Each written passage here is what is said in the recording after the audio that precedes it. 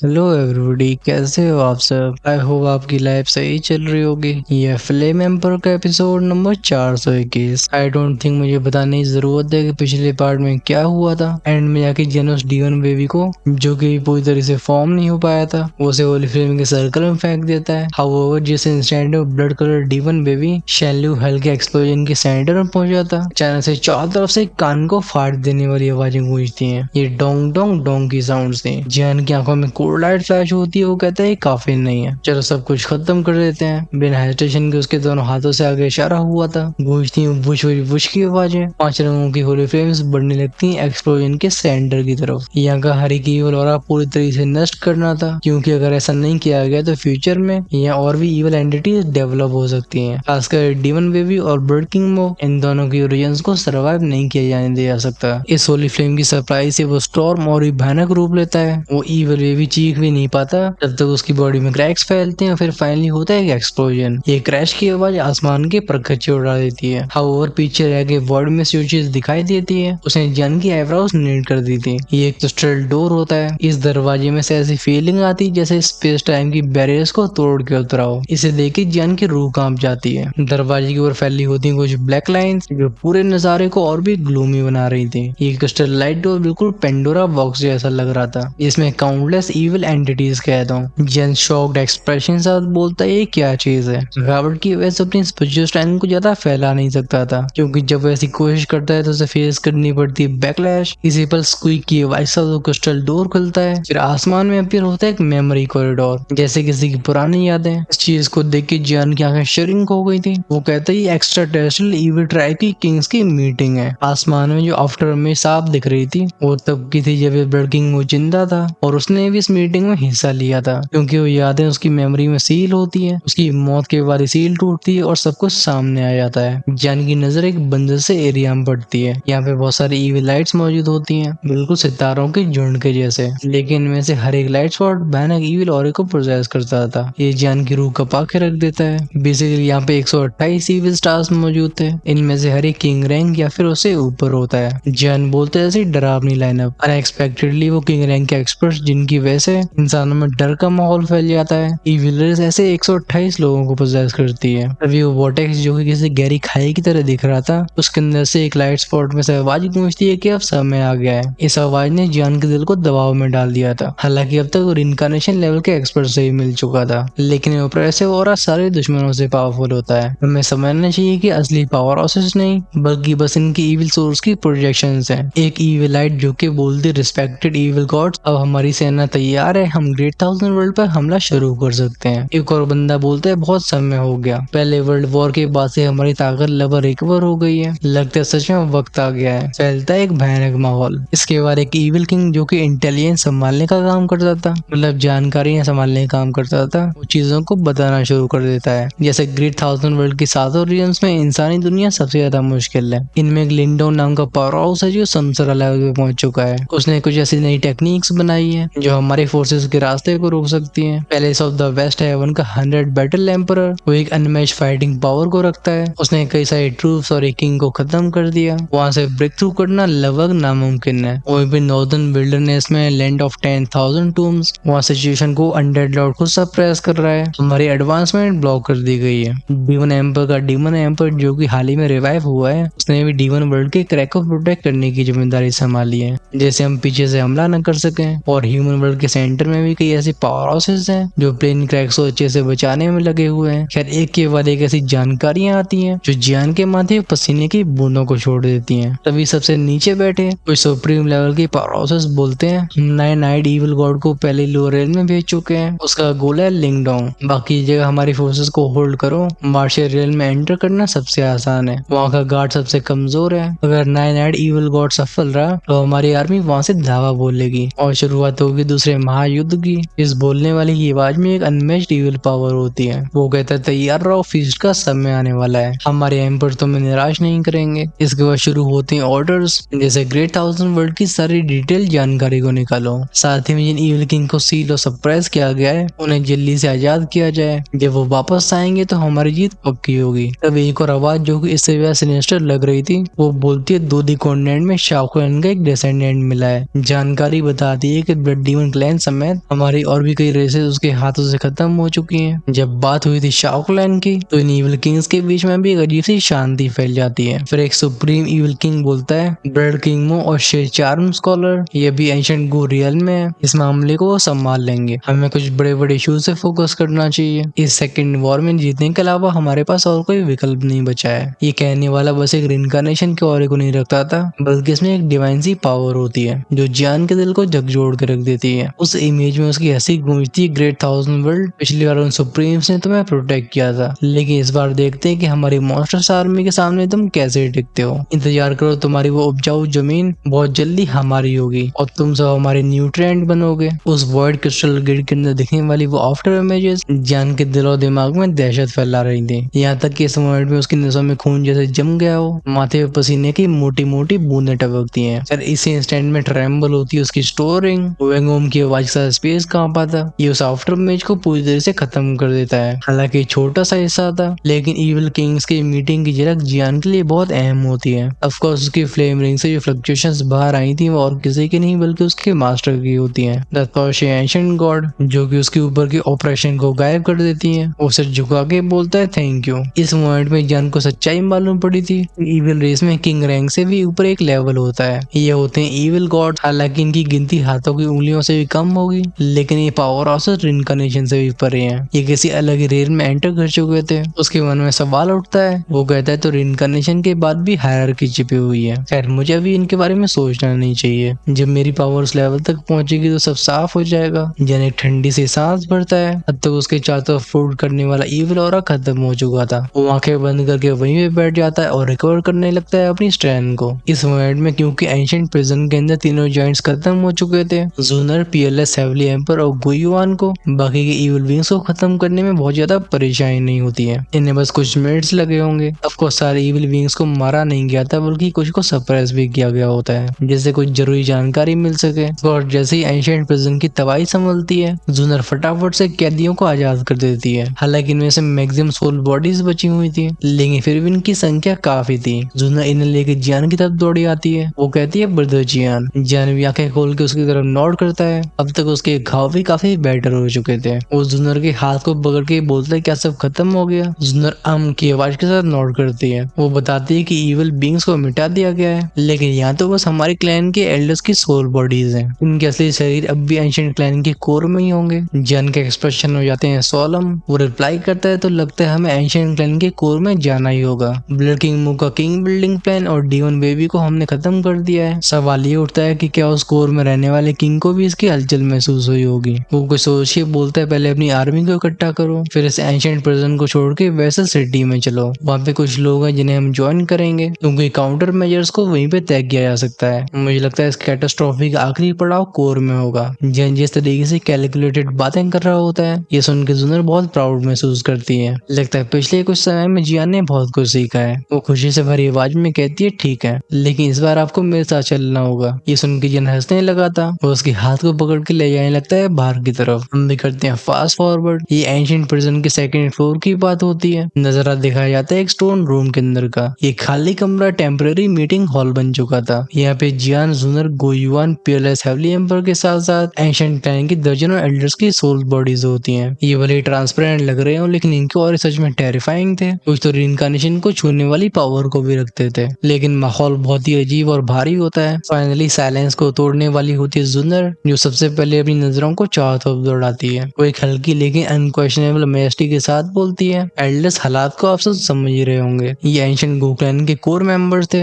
इनमें से कई तो एक साथ दोषण कंप्लीशन लेवल पे होते हैं, लेकिन फिर भी ये ब्लड किंग मू की चालों में फंस गए। सबसे अजीब ये था कि एंशिएंट गो क्लैन की पेट्रियार्क और भी कई स्ट्रेटेजिक लीडर सब भी गायब होते हैं। पता नहीं इनके साथ क्या हुआ है। एक एल्डर बोलता सेंटेस, हम आपके इस एहसान को बिल्कुल नहीं भूलेंगे, लेकिन हमारे क्लैन के कोर में पहुंचना आसान नहीं है। हम बस यहाँ पे सोल बॉडीज हैं और ऐसी सिचुएशन में इविल रेस से फाइट करना हमारे लिए मौत का पैगाम होगा। ये सुन के बाकी के एल्डर्स भी हेजिटेट करने लगते हैं, जिससे जियान की खोपड़ी में बढ़ती है फ्रस्ट्रेशन। वो खुद से बोलता है बुड्ढे। वो फाइनली ऊंची आवाज में कहता है लेट से ए स्टार दोषान से नीचे वाले इविल बीइंग्स को मुझे सौंप दो। और फाइनली एल्डर्स की नजरें जाती हैं जियान के ऊपर। जैसा कि हम शुरुआत से ही जानते हैं कि एंशिएंट क्लैन के एल्डर्स बहुत ही घमंडी और प्राउड होते हैं। इनमें से कुछ तुरंत ही डेस्टिनी के साथ बोलता है तुम बस 7 स्टार दोषान लेट स्टेज की पावर। एक एक और कहता है लड़की एंशिएंट गो क्लैन है, यहाँ पे बस फैक्ट्स मानने पड़ेंगे। अगर सेंटेस से तुम्हारा रिश्ता न होता तो तुम्हें बराबरी पे बैठने की इजाजत नहीं मिलती। इसकी बात को सुन के बाकी के एल्डर्स भी हंसने लगते हैं। वहीं पे जियान इसका कोई जवाब नहीं देता। वो देखता है जुन्नर की तरफ। जुन्नर भी आंखें नैरो करके कोल्ड टोन में कहती है इन्हें बस मारना मत। वो ऐसे कह रही थी जैसे एल्डर्स की लाइफ और डेथ की उसे कोई परवाह न हो। उसके लिए जियान सबसे पहले था। फिर क्या जुन्नर के मुंह से शब्द बाहर ही आए होते हैं। अचानक से जियान का स्पिरिचुअल पैलेस ट्रेम्बल होता है। वो एकदम बुज बुज की आवाजों के साथ एक यू सोल पावर से बना हुआ हैंड राइट साइड की तरफ स्मैश हो जाता है। ये जियान की सोल पावर का हल्का सा अटैक था। कमरे में गूंजती बैंग बैंग बैंग क्रैक की आवाजें। सारे एल्डर्स फुटबॉल की तरह पीछे उड़े चले जाते हैं। ये घायल होकर जमीन पे गिर पड़ते हैं। इनके मुंह से कर्राने की आवाजें आती हैं। कमरे में छा जाता है सन्नाटा। फाइनली जब एल्डर्स की नजरें जियान के ऊपर जाती हैं तो शॉक की वजह से इनके होठ कांप रहे थे। ये सोल पावर ये एंशिएंट क्लैन के पेट्रियार्क के लेवल की थी। जियान जिसकी आंखों में फ्लेम जल रही होती है वो कोल्ड आवाज में कहता है जुन्नर मेरी वाइफ है। अगर तुम्हारे क्लैन की इनहेरिटेंस उसने हासिल न करी होती और उस सीनियर से एग्रीमेंट न होता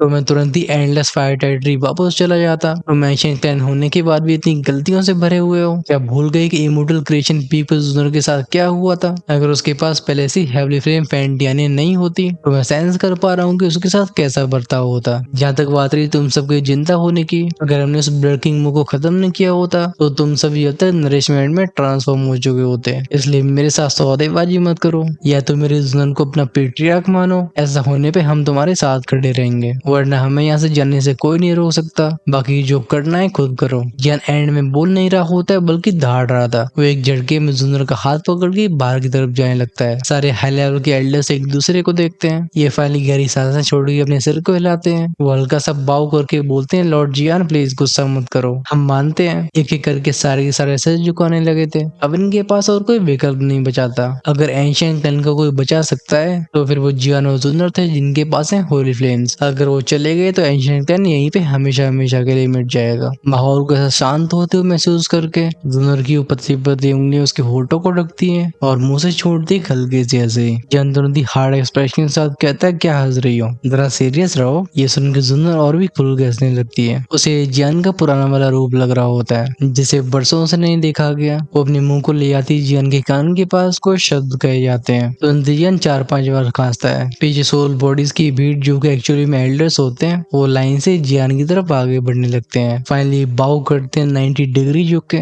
एक एल्डर सीरियस आवाज में बोलता है इससे पहले सेंटर जूनर के साथ जैसा ही बर्ताव हुआ हम उसके लिए क्षमा चाहते हैं। आज एंशिएंट क्लैन के ऊपर बहुत बड़ी आफत आ चुकी है, इसलिए सेंटेस प्लीज आप हमें ऐसे छोड़ के मत जाइए। आपके बिना हमारा गो क्लैन उभर नहीं पाएगा। हम सारे एल्डर सेंटेस को अपना नया पेट्रियार्क मानते हैं। सारे एल्डर्स को शेंसीज को परफॉर्म करते हैं जिससे इनकी बॉडी से जैसे ऑरा फैलाता, इसमें एक अजीब रिस्पेक्ट की फीलिंग आ रही होती है। वह ऐसा पेट्रियार्क के सामने किया जाता था। जुन्नर फटाक से पीछे मुड़ के बोलती है फादर टीचर ब्रदर जियान, लेकिन जियान सिर हिलाता है। वो रिप्लाई करता है तुम फैसला करो। कुछ पलों तक तो जुन्नर की पलकें झपकती हैं। फिर वो रिप्लाई करती है ठीक है मैं एक्सेप्ट करती हूँ, लेकिन अगर किसी ने मेरा ऑर्डर नहीं माना तो उसे क्लैन रूल के हिसाब से पनिश किया जाएगा। गूंजती थम थम थम की साउंड उसकी बॉडी से 9 प्रोफाउंड चौमिंग फ्लेम का पावरफुल ऑरा फैलता है जो कि गोल्डन क्रो के फॉर्म को लेता है। जब वेल्डर्स उस गोल्डन क्रो से आंखें मिलाने की कोशिश करते हैं इन सब की रूहें कांप गई थी। ये शौक के साथ बोलते हैं ये तो 9 प्रोफाउंड चौमिंग फ्लेम है, हमारे क्लैन की कोर इनहेरिटेंस फ्लेम। वेल्डर्स के दिमाग में शक तुरंत ही मिट गया था। अभी यहाँ की ऑलमोस्ट 90% सोल बॉडीज जुन्नर को अपना असली लीडर दिल से स्वीकार करने के लिए तैयार हो गए थे। और ऑफ कोर्स जुन्नर भी हेजिटेट नहीं करती है। वो एक के बाद एक ऑर्डर पास करती कि तुरंत ही सेना को व्यवस्थित करो, इस एंशिएंट प्रिजन से हमें बाहर निकलना है। ऑफ कोर्स कुछ पावर हाउसेस यहाँ पे रह के निगरानी करेंगे। एल्डर्स वैसे सिटी के पावर हाउसेस को खबर पहुंचाओ कि उन्हें अपनी आर्मी हमारे पास सुरक्षित पहुंचानी है। सारे इरशाद दूषण या उसी ऊपर के पावर हाउसेस को इकट्ठा किया जाए। हम इनके साथ एंशिएंट क्लैन के कोर में जाके आखिरी लड़ाई को लड़ेंगे। उसकी आवाज कॉन्फिडेंस और अथॉरिटी से भरी होती है। इस अंदाज ने जियान को मेस्मराइज कर दिया था। वो सेटिस्फैक्शन के साथ बोलता है लड़की सच में मजबूत हो गई है। ये सुन के पियरलेस हेवली एम्पर हंस के बोलते हैं अरे ये तो शुरुआत है, ये लड़की तुम्हें जितनी दिखती है उससे कई ज्यादा ताकतवर है। अब भाई अगर वाइफ को खुश रखना है तो फिर हस्बैंड से दोस्ती करनी पड़ेगी। एल्डर्स फटाक से जियान की तारीफ करना शुरू कर देते हैं। कुछ कहते हैं कि मैंने पहले ही सुना था कि सेंटेस के हस्बैंड सच में यंग हीरो हैं और आज मैंने देख लिया आप सच में रेपुटेशन के वर्दी हो। ऑफ कोर्स जियान इनकी बातों को दिल पे नहीं लेता है। वो तारीफों के ऊपर निर्भर नहीं था। खैर एक ही दिन में एंशिएंट क्लैन की सारी फोर्सेस सेफली बाहर निकाल दी जाती हैं। कुछ पावर पावर हाउसेस को चुपचाप से छिपा दिया गया था, जिससे वो कंटिन्यूअसली पहले वाली एक्टिविटीज कर सके ताकि कोर में छिपे हुए एनिमी को भनक न लगे। इस दौरान जियान और जुन्नर को थोड़ा सा समय मिलता है। वैसे सिटी के किनारे पे जो बड़ा सा मैदान था,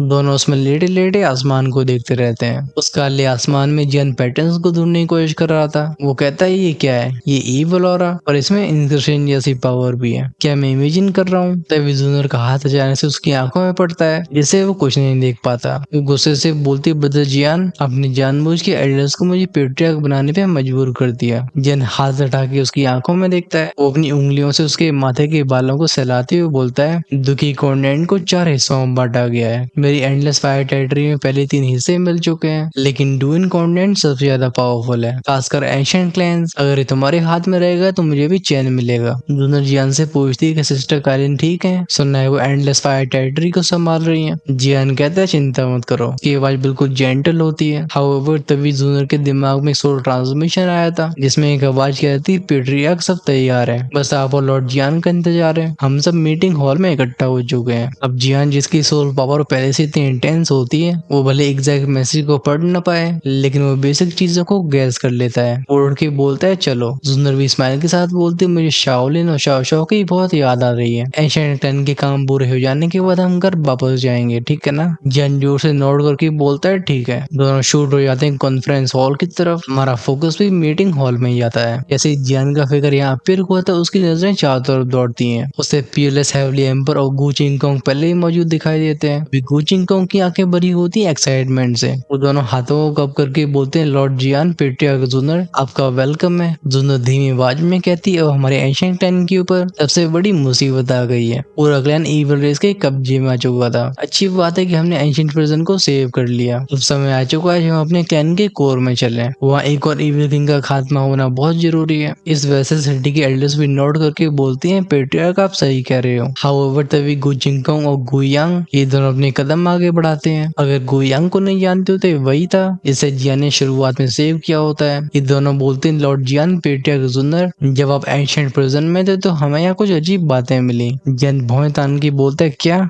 इसका रिलेशन तुम्हारी गर्दन में छोटा सा छेद है उससे है? गु चिंगकोंग गहरी सांस भर के बोलते हैं, जब आप गए थे तो हमने रिस्क को लेके इन दोनों छेदों को मिटाने की कोशिश की। ऑफ कोर्स एक्सपेरिमेंट अपने ऊपर नहीं किया था, और ये हमारे लिए किस्मत की बात थी, क्योंकि हम जिसकी हेल्प करने की कोशिश कर रहे थे उसके नेक के वो छोटे से होल तो मिटते नहीं है, बल्कि उसका शरीर तुरंत ही सड़ के खत्म हो जाता है। वो बच नहीं सका। मुझे लगता है असल में छोटे से छेद वही है जिनसे ईवल रेस अपने वॉर्म को हमारे अंदर भेजती है और हमें कंट्रोल करती है। ये एक तरीके का टाइम बम और जहर जैसा है। गु चिंगकोंग, जो कि वैसे सिटीज की देखभाल करते थे, वो बताते हैं कि एंशिएंट प्रिजन में सोल बॉडीज को कैद करके डियोन बेबी को क्रिएट करने का प्लान था उस ब्लड किंग का। लेकिन ये छोटे छोटे छेद ये उस चार्म डीमन का है जो कि हमारे क्लैन के कोर में बैठा हुआ है। उसने जिसको कंट्रोल किया है, अगर उसके ऑर्डर नहीं मानते हैं तो वो उन्हें पल भर में खत्म कर सकता है। हमने एक एक करके पूरी वेसल सिटी को चेक किया और पाया कि मैक्सिमम लोगों की गर्दनों में वो छेद बन चुके हैं। ये बस बहुत छोटे नहीं होते, बल्कि कोई दर्द भी नहीं देते हैं, न खुजली, और पता भी नहीं चलता कि कब लगाए गए। लेकिन जैसे वो व्यक्ति कोर एरिया के 1000 मीटर के दायरे में पहुंचता है, वो पावर उसे पूरी तरह से कंट्रोल कर लेती है। यहाँ तक कि हमारे इरशाद 2 मॉडल के पावर हाउसेस भी इसे बच नहीं पाए।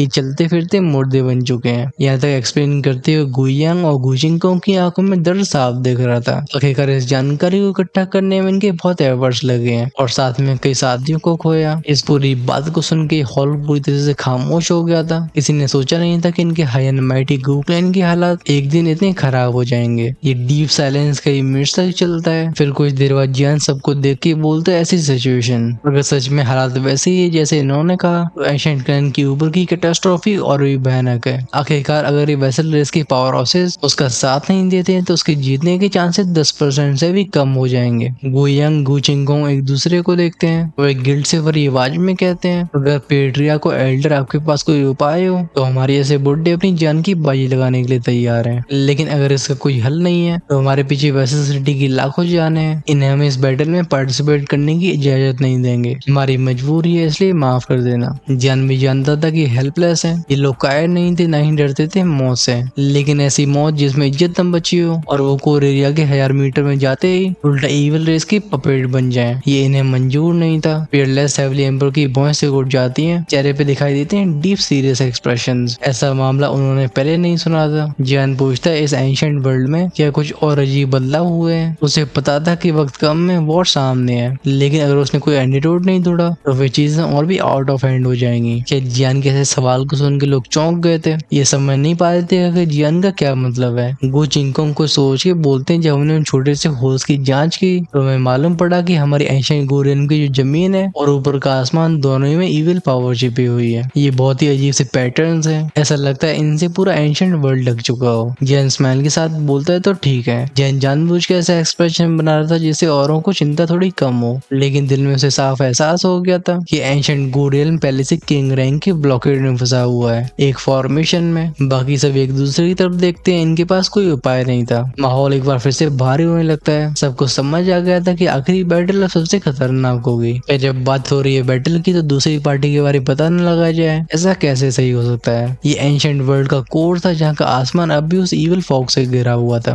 इसे कहा जाता है स्काई एंशिएंट सिटी, एंशिएंट गो क्लैन का असली हार्ट। एंशिएंट गो रियल्म को दो हिस्सों में बांटा गया था। जमीन पे वैसल रेसेस रहा करती थी, इन सिटीज की आबादी लाखों में होती है। वहीं पे आसमान में एक ह्यूज एंशिएंट स्काई सिटी थी। यहाँ वो कोर मेंबर्स रहा करते हैं जो कि गो क्लैन की कोर टेक्निक्स को कल्टीवेट करते हैं, और साथ में होती है प्योर ब्लड लाइन। ये इविल में से ढकी हुई स्काई सिटी पूरी तरह से इविल लैंड बन चुकी होती है। यहाँ का माहौल शेनलू हेल से कम सिनिस्टर नहीं था। हवा वूल अला की आवाज के साथ चलती है। आसमान का रंग होता है गहरा लाल। ये स्काई सिटी हजारों किलोमीटर तक फैली होती है। जगह जगह पे दिखाई देते हैं ग्रैंड पैलेसेस, स्किल पवेलियंस और फाइटिंग अरीनास। एक कॉन्फ्रेंस हॉल्स थे कि जो चीज हमारे ध्यान को आकर्षित करती है वो होती है सफेद पत्थरों से बनी हुई सीढ़ियाँ जो ऊपर एक विशाल मैंशन तक जाती हैं। वही वही मैंशन होता है जिसमें गो क्लैन की हर एक जनरेशन के पेट्रियार्क रहा करते थे। हम फोकस करते हैं दो फिगर्स के ऊपर जो कि एक गार्डन में पवेलियन में खड़े होते हैं। उनमें से एक धीमी आवाज में बोलते हैं, मास्टर लगता है ब्लड किंग हो और बाकी लोग असफल रहे। ये सुन के पवेलियन के बीच में बैठा हुआ व्यक्ति हल्की स्माइल पास करता है। वो अपने सामने के स्क्रोल को फैला के पूछता है, गुयुआन ये पेंटिंग तुम्हें कैसी लग रही है। वो पहले बोलने वाला गुयुआन रिप्लाई करता है, स्काई शेकिंग ब्लड सी,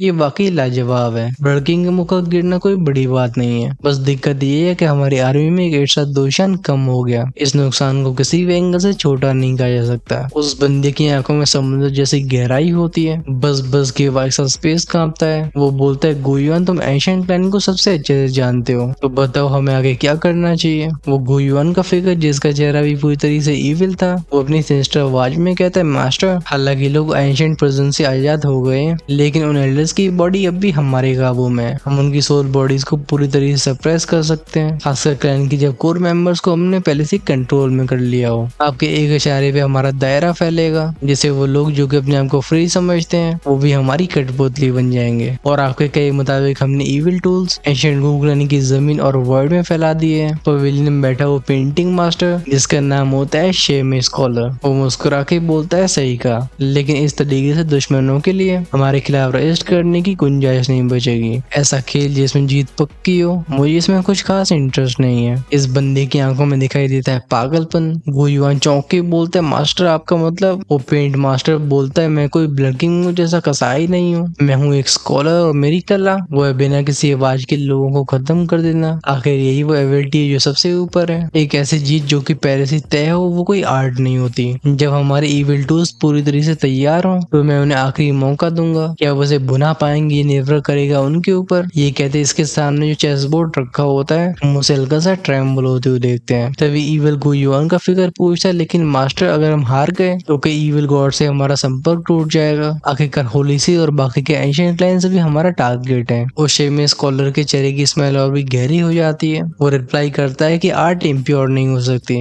मुझे इसकी कोई परवाह नहीं है। मैं अगर अपनी आर्ट को परफेक्शन तक नहीं ले जा सकता तो मेरे लिए ये सब बिल्कुल बेकार है। वो गुयुआन जो के जवाब देता है, यस मास्टर। फिर वो स्काई सिटी की तरफ चला गया था। पिछले 10 सालों से गुयुआन शेमे स्कॉलर के कंट्रोल में था और उसकी सोर्स भी डैमेज होने लगी थी। अगर इसका जल्दी इलाज न किया गया तो फिर अगर एंजल भी आ जाए वो तब भी उसे बचा नहीं पाएंगे। तब गो क्लैन के सारे कोर एल्डर्स मिटा दिए जाएंगे और वो पूरी तरह से हिस्से बन जाएंगे इविल क्लैन के। वो जहाँ तक बात रही शेमे स्कॉलर की, तो बाकी के एंशिएंट किंग से बिल्कुल अलग होता है। चिन, चेस, कैलीग्राफी, पेंटिंग, वो इन सब में माहिर था। उसकी जिंदगी का मकसद था कि किसी को बिना आवाज के, बिना खून बहाए बिल्कुल इनविजिबल तरीके से खत्म कर देना उसके हिसाब से सबसे ऊंची एबिलिटी थी। उसे फालतू का खून खराब पसंद नहीं होता है, बस सिर पे होता है अपनी आर्ट को परफेक्शन जनरेशन तक ले जाने का जुनून। उसकी नजर में आर्ट का मतलब है डेथ और कैसे मरना ही है परफेक्शन आर्ट। वो सब के लिए अपनी जान को भी दाव पे लगा सकता था। सीन फिर से चेंज होता है एशियन क्लैन के कोर में। अभी दर्जनों इरशाद तो इमोर्टल्स खड़े होते हैं। इन सब की पावर बहुत टेरिफाइंग थी। इनके सामने होता है पेट्रिया गुयुआन का फिगर, जिनके ऑरे में हल्की संसरा की फ्लक्चुएशंस होती हैं। ऑफ कोर्स अभी वो कंट्रोल में होते हैं स्कॉलर के। इन सब के औरों से क्लियर हो जाता है कि अगर जियान इनसे हेड ऑन टकराया तो उसके पास जीतने का शायद कोई मौका नहीं होगा। लेकिन शेमी कलर की वो कला इसने जियान के लिए जीत के नए रास्ते बना दिए थे। अभी परफेक्शन आर्ट उसके जुनून के आगे का खेल तय करेगी। हम फटाफट सीन को लेके जाते हैं अगले दिन में। आज का सूरज जैसे ही डला पूरा एंशिएंट ट्रेम्बल हो जाता है। जमीन से रंबलिंग बूम बूम बूम की आवाजों के साथ ये पावरफुल और आसमान की तरफ उठते हैं। ये बिल्कुल ईविल सी की तरह थे जब लोग सफोकेटिंग ऑरे को सेंस करते हैं और जाती ही नजरें ऊपर की तरफ, तो फिर इनके दिल घबराहट से भर गए थे। ये कहते हैं कैसी पावर है, क्या सच में कयामत आ गई है। लाखों लोग एक साथ आसमान को देखने लगे थे। ऊपर टंगी वो एंशिएंट सिटी अभी गोल्डन और सिल्वरी नहीं बल्कि इंक जैसी ब्लैक होती है और एक डार्क ईविल और लगातार फैल रहा था। उन वैसे सिटी में ज्यादातर लोग पहले से ही पावरफुल होते हैं। आगे का इन्हें चुना होता है एशियन क्लैन की पावर हाउसेस ने। इन भयानक फ्लक्चुएशंस को सेंस करके जियान की टोली भी अपने कमरे से बाहर आती है। ये सीरियसनेस के साथ बोलते हैं क्या हो रहा है। पीएलएस हेवली एम्पर का हाथ हवा में स्वाइप होता है। उनकी नजरें जाती हैं वर्ल्ड के ऊपर। वो कहते हैं एशियन स्काई सिटी है जो कि बहुत समय से बंद थी, अब वो मूवमेंट्स को शो कर रही है। अभी बैंग बैंग बैंग की आवाजें गूंजी थी। इन एक्सप्लोजन्स की वजह से लोगों का दिमाग घूम जाता है। जियान के पीछे खड़ी बहुत सारी सोल बॉडीज जिनकी तादाद दसियों हजारों में होगी। वो कहते हैं पेट्रिया जूनियर, हमने नॉर्मल लोगों को पहले से निकाल दिया है। सिटी के मैनेजर्स हेल्प कर रहे हैं इसलिए चिंता की बात नहीं है। अब हमारे सामने आने वाला है वो असली दुश्मन evil charming scholar. Soul bodies के फॉर्म में होने की वजह से नेडलर्स की स्ट्रेंथ पहले से आधी रह गई होती है। अभी जूनियर की आंखों में भी थोड़ी सी चिंता दिखाई दे रही थी। ये देखे जियान उसके हाथ को थाम के बोलते अपने ऊपर ज्यादा प्रेशर मत लो, मैं जब तक हूँ तुम्हें कुछ नहीं होगा। जूनियर ने हल्का सा सिर झुकाया था जैसे इन कुछ ही शब्दों ने उसके दिल को सुकून पहुंचा दिया हो। दोनों के पैर प्रेस होते हैं हवा में, ये आसमान को चीर के शूट हो जाते हैं स्काई सिटी की तरफ। जियान कहते तो चलो इस इविल चार्मिंग स्कॉलर से मिला जाए। पीछे से उमड़ता है सोल आर्मी का सैलाब। ये एक बड़ी सी सोल बॉडी का समुद्र बन के सीधा फॉलो करते हैं जियान को। बात साफ थी कि इस बार आर्य पार होगा। ये खासकर जूनियर और उसके हस्बैंड को जरूर बचाएंगे। खैर इन सब ने आधी दूरी तय करी थी। एक तेज शू की आवाज गूंजती है। उस इविल सिटी में से इविल पावर का वोर्टेक्स बनता है। इसके अंदर से सिनिस्टर ऑरे को फील करके जियान कहता है ध्यान से कि शरीर में 5 रंगों की होली फ्लेम निकली थी जो पलक झपकती फ्लेम बैरियर को बना लेती है। वो सारे सोल बॉडीज को प्रोटेक्ट करने लगा था। फाइनली कानों में जाती है डोंग डोंग डोंग की आवाजें। फ्लेम बैरियर और वो एनर्जी टाइड एक दूसरे में टकराते हैं। अनएक्सपेक्टेडली एनर्जी रिफ्लेक्ट हो जाती है और फिर आगे कोई कोलिजन नहीं हुआ था। अभी एंशिएंट स्काई सिटी से इन सब की दूरी कुछ 100 मीटर की होगी। सबसे अजीब बात ये होती है कि उस ब्लडी स्मेल को अच्छे से महसूस कर सकते थे, लेकिन ये शहर एकदम साफ सुथरा लग रहा था। लोग उससे बोलते हैं कि सच में एंशिएंट स्काई सिटी है। यहाँ का माहौल बिल्कुल कब्रिस्तान की तरह है। मुझे किसी का लाइफ और फील क्यों नहीं हो रहा। हाउएवर इसी इंस्टेंट में इन सबके कानों में एक रिफाइंड आवाज जाती है जैसे वो एक पढ़ा लिखा व्यक्ति बोल रहा हो। वो आवाज कहती है स्काई एंशिएंट सिटी में आप सबका स्वागत है, सब ऊपर आइए। अब जैसा कि एंशिएंट किताबों में कहा जाता है कि वो बुलाती है लेकिन जाने का नहीं, तो तुम्हारा भाई तभी नीचे ही रहेगा। आगे कदम बढ़ाने का हम कल सोचेंगे। आज से मैं फिर से कोशिश करूंगा कि इमोर्टल गॉड्स की वीडियो बिल्कुल टाइम पे आए। अभी बीच में तुम्हारे भाई की मदर की हेल्थ थोड़ी खराब हो गई थी, फिर ओवर द रूफ थोड़ा कंस्ट्रक्शन चल रहा होता है। हालांकि उसकी स्लैब आज कंप्लीट हो गई है। ऑफ कोर्स अब भी कई काम बाकी है, लेकिन मैं इनमें से अपना टाइम निकाल सकता हूँ। आप सबका पेशेंस बना के रखने के लिए धन्यवाद। ये एपिसोड कैसा लगा do tell us in the comment section. Next episode में क्या होगा अपने स्पिरिचुअल परसेप्शन से आई गेस आप सेंस कर सकते हो, क्योंकि मैं ज्यादा क्लूज देने नहीं वाला हूँ। जब भी मालूम पड़ेगा नेक्स्ट पार्ट में। अगर आप उसे मिस नहीं करना चाहते हो चैनल को सब्सक्राइब करके बेल आइकन के बटन को ऑन करके रखना, जिससे रिलीज होती है वीडियो सबसे पहले आपके पास पहुंचे। ऑफ कोर्स अगर आप अगले पार्ट को आज ही देखना चाहते हो तो डेफिनेटली ज्वाइन कर सकते हो चैनल की मेंबरशिप को। वहीं पे जो हमेशा 2 से 3 पार्ट्स आगे रहना चाहते हैं उन्हें अपने लेवल्स को इमोर्टल एम्पर या उसके ऊपर अपग्रेड करना होगा। ज्वाइन का ऑप्शन मिलेगा चैनल के होम पेज पे। So until then take care, tata bye bye.